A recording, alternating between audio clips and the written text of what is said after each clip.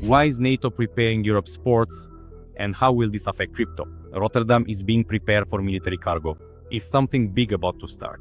Major military movements in the European Union. How will Bitcoin, Ethereum, and BNB react?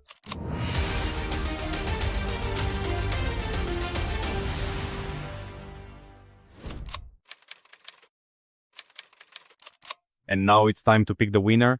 Whoever wrote a comment, you had the opportunity to write 3 comments and guess the exact or approximate price of Bitcoin. And for that, we're giving a small, modest gift of $50. Let's see who our winner is this time. The price at the time of recording this video is $108,740. The winning comment was left just 3 hours ago by Lego Dams. There you go. The price is $109.25. Alexander Usov was very close, but a clever trick was used, and the comment was left closer to the recording time. That's why your comment wins. Congratulations. Please contact our technical support team. I'm sure this is your comment. And of course, we will send you your prize of 50 USDT. Congratulations. Thank you for taking part and leaving a comment.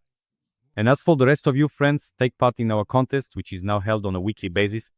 Just write down the exact or approximate price of Bitcoin, in your opinion, at the time of the next video recording. Everyone has 3 chances to leave a comment and get lucky enough to win $50. Take part, and next time one of you is sure to win. Perhaps it will be you. Did you know that the largest port, Rotterdam, has started designating special zones for military ships and military cargo? And this is not a rumor. This has already been officially confirmed. What's most interesting is that this is happening for the first time in the European Union. What does this mean? Why is it happening right now? And how is it connected to the cryptocurrency market? We'll talk about it in today's episode. Rotterdam has started preparing its docks to receive large ships carrying ammunition and is planning to handle such shipments 4 to 5 times a year. In addition to Rotterdam, there's also the nearby Belgian port of Antwerp, where large amounts of ammunition will also be stockpiled. The ports of Poland, Lithuania, and Latvia have already begun major infrastructure upgrades, expanding their ports to meet NATO's needs. The EU is launching a plan worth hundreds of billions of dollars to strengthen its military industry and logistics. This is being done on the territory of the European Union for the first time in its entire history. Moreover, it is being done during peacetime and systematically involving civilian infrastructure. What could this lead to?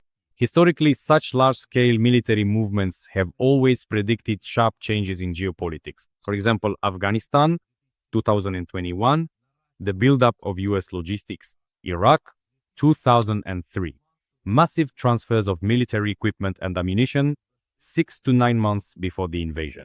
The war in Yugoslavia, large-scale NATO logistical movements through Italy and Greece.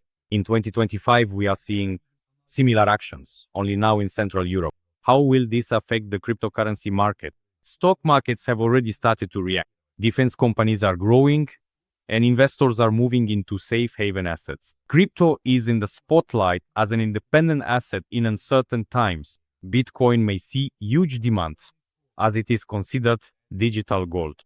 Ethereum and BNB will be highly sensitive and vulnerable to external liquidity. In the event of an escalation, a short-term outflow is possible. But in the long term, crypto will of course respond very positively, since investors always look for safe haven assets during unstable times, for example, like the Swiss franc, which consistently rises and strengthens due to large capital inflows during crises or military conflicts. What was once just a scenario is now already a fact. Europe is preparing for a potential prolonged conflict or for planned actions. This is a strategic move, either for defense or for offense. Or perhaps it's simply manipulation. Today, we are not discussing who is good or bad in this situation. Today, we are specifically looking at what this could lead to, the cryptocurrency market, and how we can preserve our capital and, of course, grow it. Because external factors, of course, influence the overall movement of the economy. And it's important to understand this. History teaches us such lessons. Money seeks safety, which means it will move. The question is where, and crypto, and especially Bitcoin, is becoming an asset, a tool where security is much higher than others. Well, while we move on to chart analysis, give this video a like and subscribe to our channel so you don't miss the next episodes. And I wish you a pleasant viewing. Antwerp, once again, Antwerp, that's what it's called. I managed to say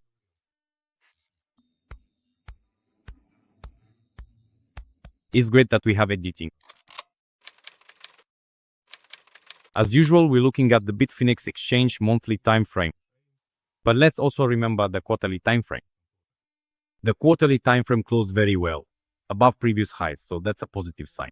I mentioned that it's possible we'll have a positive scenario for the upcoming quarter during the summer period. Yes. For now, the trend remains and hasn't changed. Now let's switch to the monthly time frame. Things look pretty good here as well. Basically, each time we see a new high again and again, there was a corrective movement. Yes, it wasn't quite what we would have liked. That's it. But we'll go over this in more detail in a moment, just briefly, since not much has changed in the market since the previous reviews. So let's move on to the weekly time frame. Here too, the close is slightly above the previous high. Alright, let's open up the chart with the drawings. We can see that the level is still at $100,000. It's holding. And the potential magnet for us is, of course, the area around approximately $153,000 per Bitcoin. That's it. Everything above $100,000 is drawn toward the magnets at about roughly $153,000 to $155,000. And only here are some delays possible, or perhaps some solid corrective moves, right? Or prolonged consolidations below the level. Everything that's currently above 100,000 could potentially be covered in one or two candles, say within a week, and very quickly, or maybe even earlier with a breakout to the upside. But if it consolidates below $100,000, a drop to $70,000 is almost 90% guaranteed. When could this happen and why?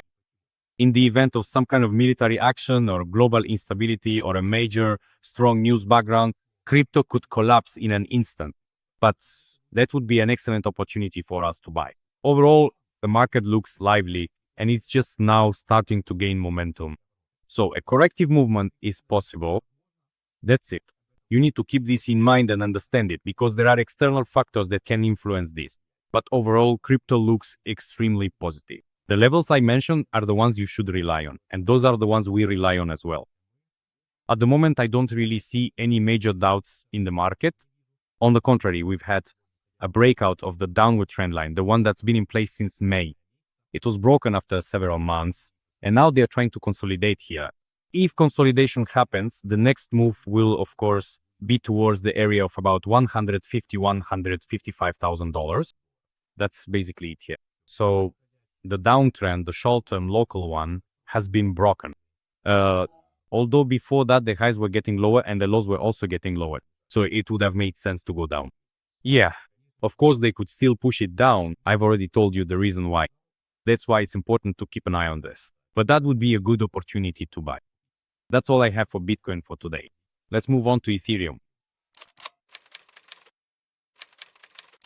Ethereum, on the monthly time frame, we had a close below the level back in May. That is, the monthly candle closed below the level. Then, the June candle had some strong big moves. They tried to push the price down by about 27% and then bought it back up by around 36%. Those were the moves we saw last month, and as a result, the candle closed really well. So this is a positive sign, suggesting that this green candle and this one, which looks somewhat like a hammer but with a wickies, it has a big wick here, show a strong buyback, indicating buyer strength. In other words, they tried to push the price down, but it was bought back up anyway. They tried to push the price up, but it was sold off. However, it still had at the level of a major buyer, and this leans more in favor of the buyer. So right now, for Ethereum, if it consolidates above around $2,480 or ideally $2,400, this consolidation could help the price drop to the area of about $1,500. This zone we liked as a magnet, and if it consolidates here, that could be a really big move. Of course, with a possible rebound around $1,950 or $1,900, and then potentially moving further down to $1,500. But for now, the market is holding, or more precisely, Ethereum is holding above the $2,500 mark, above $2,520, and everything above that acts as a magnet toward the area of about $3,150 to $3,200. That's it. So $3,200 is currently the main magnet, and Ethereum is moving toward it. If $3,200 is broken, the next major strong level is around $4,000.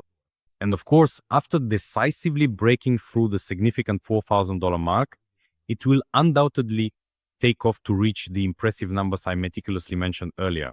And if you were to utilize the powerful Fibonacci retracement tool to clearly show what crucial price levels are present here, they are indeed situated around the substantial $18,000 figure. I see the peaks in this growth cycle. Let me remind you of that. That's why Ethereum potentially looks very strong. Now Ethereum to Bitcoin. Our decline in theory is already over, right? I repeat, there could be one more move down to form a double bottom, just to drag out what is bound to happen anyway. And according to the Ethereum to Bitcoin ratio chart, Ethereum will, in any case, outpace Bitcoin in growth this year by a significant margin. It's just that all of this might get dragged out a bit, and there could be one more drop before a further breakout. But inevitably, I am 100% certain that Ethereum will outperform Bitcoin. Well, 99.9% sure. That's how confident I am in Ethereum's growth. The charts confirm this for me. That's it. So as for Ethereum's movement right now, we see that the outlook remains positive. We had a huge oversold condition on the weekly time frame, dropping to about 20 or 23 on the RSI oversold indicator, and that's a critically important sign of potential growth. There was a major, significant buyback, such a bullish candle, yes, which in technical analysis terms is called an engulfing candle. And it swallowed up the previous for roughly 5 weeks, and it did this very, very strongly. Right here, there was a corrective move, which is now being bought up. Of course, here at about this level, another candle similar to this red one could form. If that happens, it's much more likely we go down, because that would be a hold on the tatami in favor of the bears, right? So if we see consolidation here at around 0.02, 4 minus 0.023, and then a red candle of about the same size or just a bit lower though, that's not critical. That will be considered a pattern hold on the tatami. And here, of course, the downward movement will continue. With a new low for Ethereum Bitcoin, this will be a good opportunity to buy Ethereum Bitcoin. But for now, that's not happening. Why isn't it happening? Because there's a monthly time frame here that has broken out nicely.